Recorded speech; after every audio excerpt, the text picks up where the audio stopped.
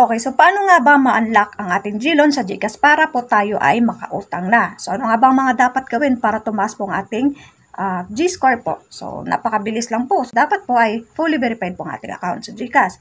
Dapat po ay Filipino citizen tayo, at dapat meron tayong valid ID at meron po tayong, at dapat po tayo ay 21 years old na. Okay, so dapat meron tayong email address na verified.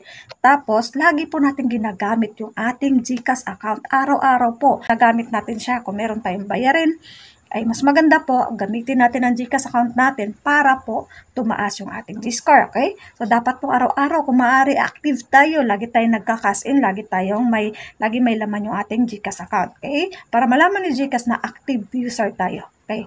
So kung meron man tayong gustong i-purchase kagaya sa Lazada, sa Shopee, much better po na gamitin natin yung ating GCash account.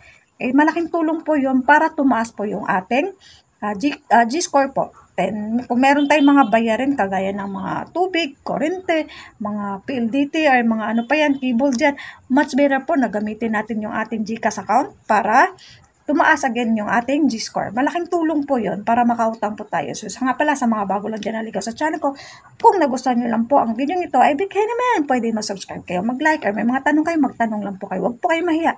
Okay? You're welcome.